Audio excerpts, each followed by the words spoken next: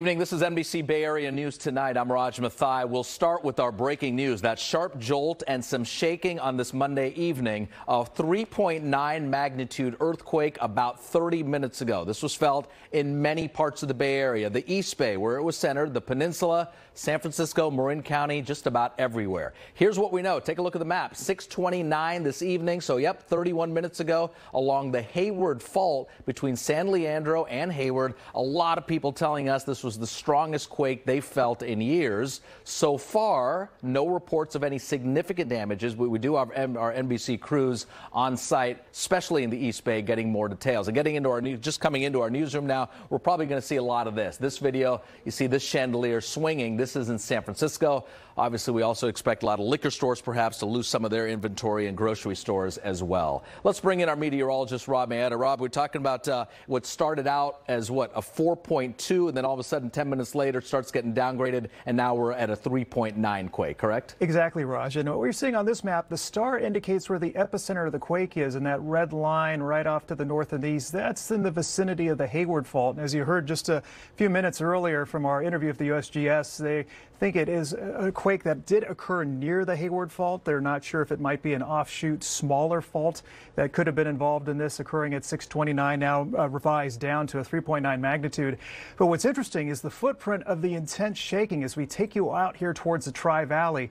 The color coding on this map, shaking intensity increases as you get into the yellow and the orange. And what's kind of unique here is from San Ramon to Danville, there's some pretty moderate shaking that occurred relatively far away from where this quake's epicenter was. As you see, from San Leandro to Hayward into Oakland, people reporting this shaking intensity being felt from San Francisco down through Daly City, and a few stations actually picking up some of that light to moderate shaking, if you look closely here, all the way down to Santa Cruz and almost to Morgan Hill. So if an earthquake of this size now revised to 3.9, shaking intensity being felt, at least light to moderate shaking up through Contra Costa County, up and down the peninsula. But at this hour, it looks like some of the stronger, more moderate shaking was felt obviously near the San Leandro area, but also interestingly out towards Danville and San Ramon as well, out towards the Tri-Valley, Raj. It's interesting you bring up that the Danville situation there of where the intense shaking is. Hey, Rob, any expectations of aftershocks? This is something that you follow closely. Usually we get some aftershocks now in the hours after. Yeah, it's kind of interesting. For this quake of this size, you should see some smaller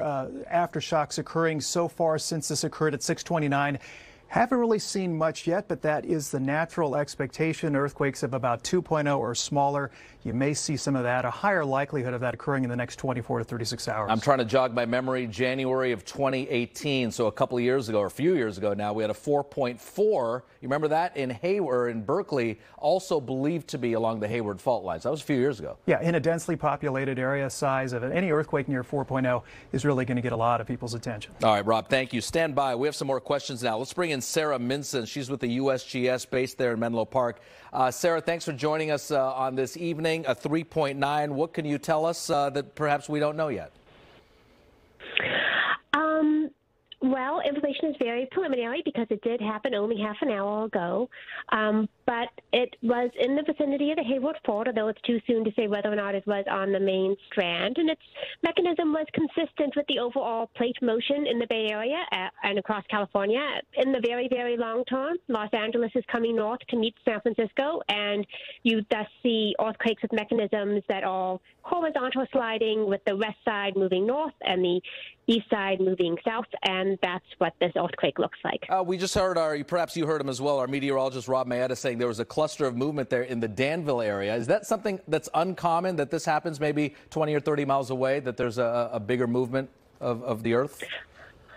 Well, it's a wonderful reminder that actually earthquake magnitude is not a very useful number. It's literally the physical size of the earthquake. It's how long a length of the fault moved and how far one side of it moved past the other. It's units of cubic feet of earthquake, really, and then we turn it into a logarithmic scale to keep it handy. But magnitude is probably not that interesting. Probably what you care about is how strong the shaking is. That's how much shaking you feel. That's the potential to do damage. And while it tends to scale with magnitude, that's not necessarily the controlling factor. There are other things like the kind of soil you're on, even the shape of the earth that you're on. Valleys have a tendency to focus shaking and be filled with sediment that increases the amplitude of shaking.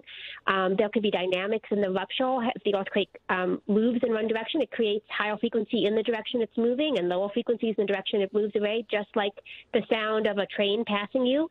And so what you really care about is shaking, and shaking is only loosely connected with magnitude. Okay, Sarah Minson from the USGS, thank you for your insight and your time tonight. Again, as we recap this now, we'll continue to talk about it later in this newscast. 3.9 magnitude, 6:29 p.m. What's believed to be right now, and it's not confirmed, but right near the Hayward Fault.